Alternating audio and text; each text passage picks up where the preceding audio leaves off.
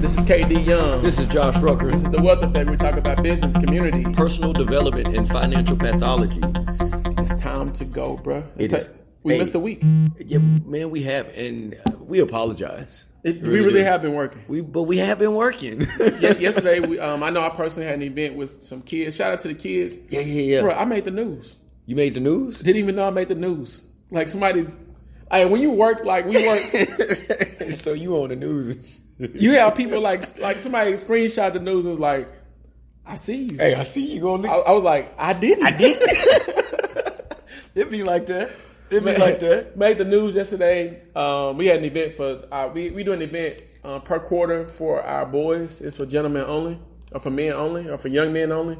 And we teach them about basic life skills, financial literacy, how to change tires, basic car, auto care, all those different things. I know you know about it, but the people need to understand. Yeah, so was doing that event.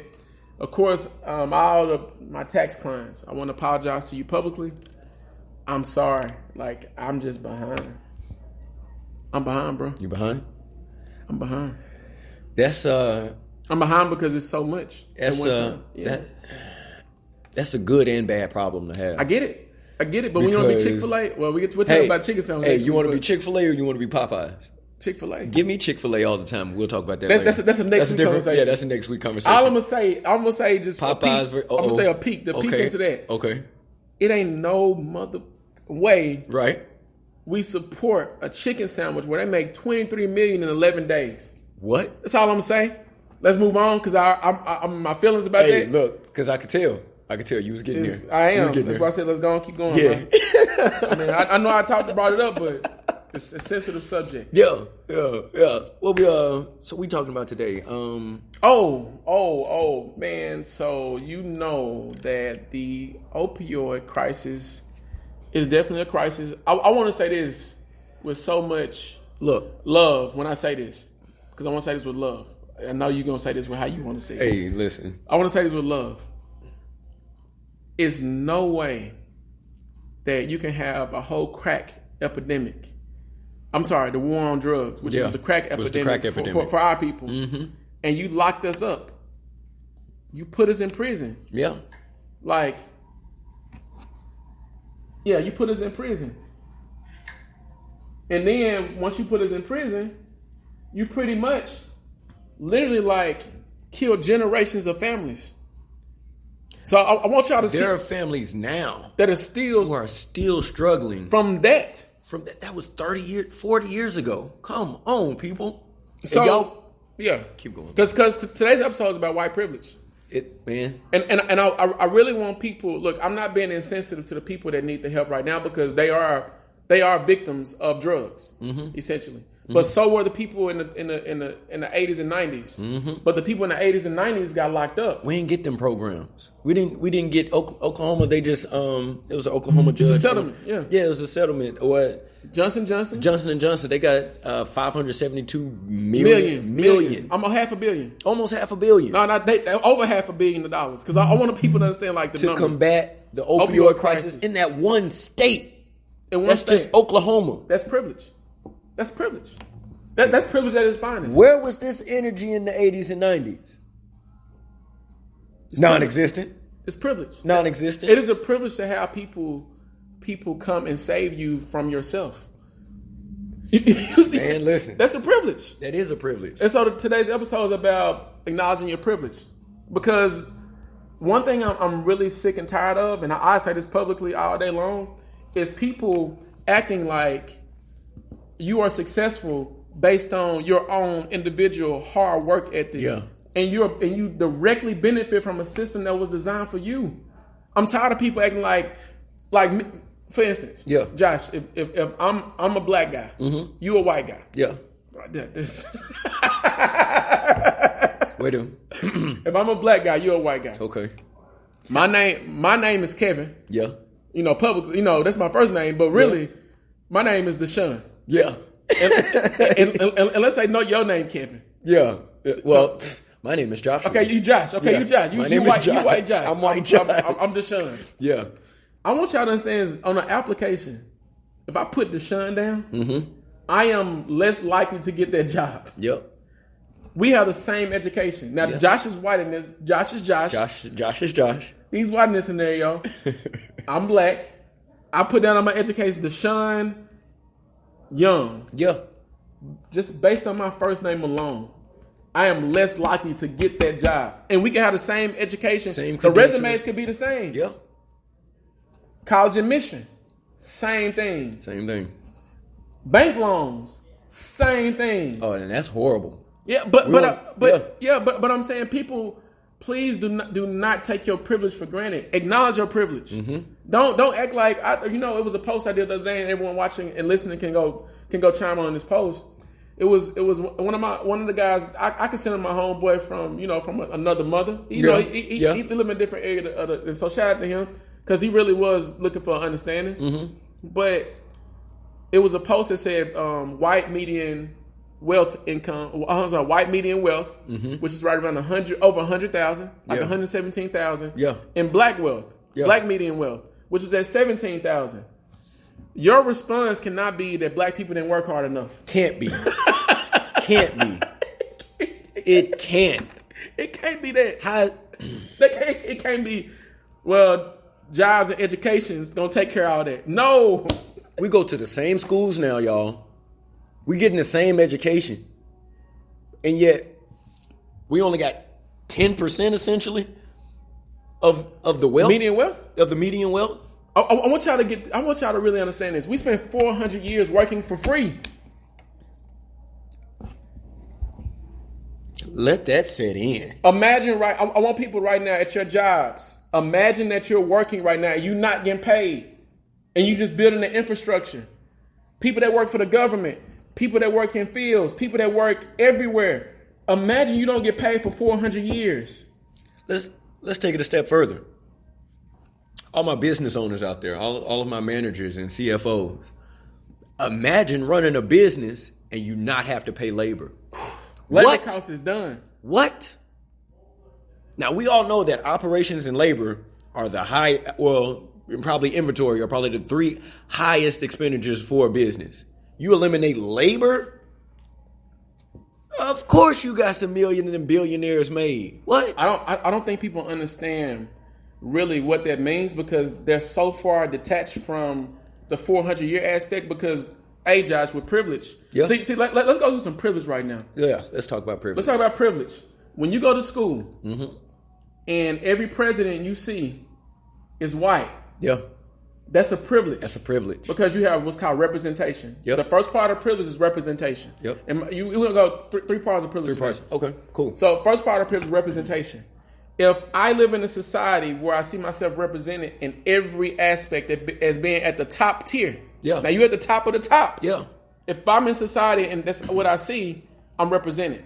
Yeah. If I look at history books and that's what I see, mm-hmm. I'm represented. Yep. If I turn and look to the person to my left and to my right, and they all white, I'm represented. I'm represented. So representation matters. When you go to colleges, you see mostly white people that's teaching classes. Man, you know what? Something I noticed to chime in. I was on my way home from work, man, and I passed Glenview. I think that's Glenview Elementary. Yeah, that's a predominantly black school. Yeah, I didn't see not one black teacher. That's not representation. I didn't see not. That's the lack of representation. One black aide. That's a lack of representation. So I'm thinking subconsciously, if I'm a child now, right, and I'm in elementary school, I want y'all to get what he finna say. I'm a child, right? Now we know that children are impressionable beyond. They're like, just, and it's based on representation. It's just forms of clay, right? I'm in class. The other 25 students in here, we're all black.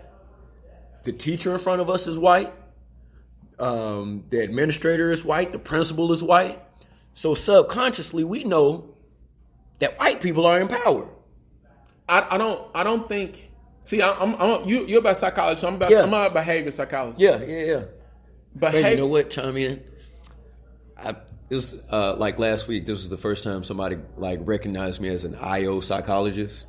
That shit made me feel some type of way. But it was also another IO psychologist who recognized that. But yeah, that was different for me. I was like, shit. It's only because people don't. I don't think people understand psychology, the depth of it. Yeah. Because the words that's used with it. Mm-hmm. If you know what I mean, like sometimes people look at the words and they don't understand. Okay, the word can be simplified to just behavior, right? But you have other words like Maslow's hierarchy of needs. You know what I'm saying? Like, and those are theories, and of course, as a psychiatrist, and I'm not a psychiatrist. I'm not a psychologist. I want to say that now, like right now. But I understand psychology because my background is in it. And I'm gonna start saying that more now because I've been running away from that. I'm not running no more. Hey man, my background is in social work, psychology, and business. On God, like that's what it's in. Big God, as my cousin say. On big God. You've been around me enough to yeah. But representation, if kids grow up the way that you're talking about, and all you see, and look, I want to say this is I'm not knocking white people right now, but you have to understand that representation is important in privilege. If I see all these people empowering their Caucasians, when a teacher like me steps in, I don't get as much respect. You don't, because what we do as kids, just as people, psychologically, we build schemas. To understand things, right? And schemas is a big word for programs. It's a program. It's an idea. It's an image that we formulate in our minds to equate an idea, right? Those are programs. Okay, so if I have a schema of what a teacher is, the first thing I'm going to say, if I was brought up in a situation like I described at Glenview, the first thing I'm going to say is they're a white female. Why? Because 90% of teachers are white female. A lot of them are. Okay, 90% maybe. Let's just say 50 to 60%. Definitely higher 60s. So let's say that just for that purpose. So keep going. Yeah. So if I have a schema for a teacher, let's say is a white female. Okay, so subconsciously I know that if I need to learn something, I probably need to go to somebody who's white. And maybe a female, right? All right, so skip forward, middle school, high school. Now we're working, right? So now my supervisors are white people. This is our representation, or the D or underrepresentation that we're talking about. So now I'm working, right? The person that I go to when I have an issue, or the person I go to when I'm in trouble, or anything like that, my first line supervisor is a white male, right? So understand that for the first 18 years of my life, I've been conditioned to understand that white people are superior, and I'm below them, and I'm inferior. And look, I keep saying this, but look, this is just the truth. I mean, these. I want y'all to really move past the whole racism thing, move past all that. These are truths that we deal with every single day, on a daily basis. This is not something that we made up. This is not something that we dreamed up. This is not a conspiracy. No, at all. This is like we're taking our personal lives and letting you know that this is our experience. You know what this reminds me of? This type of conversation. This reminds me of when they were trying to demonize rap music. Yeah. And they were saying, oh, well, it's so hateful and it's so murderous, and all you talk about is drugs, yada yada. Well, our music is just reflective of our experience. That's it. That's how music is. All it is. So if you want to tackle that these lyrics that we're talking about, and we're describing the drug usage, and we're talking about heroin addicts, and we're talking about the gun violence, and somebody got stabbed last week over $100. Let's talk about the environments in which we're in. Because I always, and look, people try to beat up on this generation of kids in this mumble rap thing, because we just went through a mumble rap era that lasted like 5 to 10 years. Oh my God, it was horrible. It felt like the end of 2010, it was horrible. 2012, it was horrible. Up to now is number mumble rap. But I want people to get this, and T.I. said this so perfectly. He said that the music is nothing but a representation of the experience right now. So I feel like that was a representation of what's going on in education. Yeah. People weren't learning how to read. We're not learning. We're not learning how to read, and we're not learning how to verbalize and communicate our ideas. Period. Point blank. Because we got to get past the behavior issues first. Oh no, let's talk about behavior. If you have a child who looks like me and they're talkative or they're opinionated and they're quote unquote hyperactive, let's label them. We talked about this before. Let's label them. Let's start this paperwork. Go back and listen to let's start this paperwork and let's label them ADHD, or let's label them disruptive, or let's label them a troubled child, or and it happens all the time, or what have you, right? And so then we can then, once we have that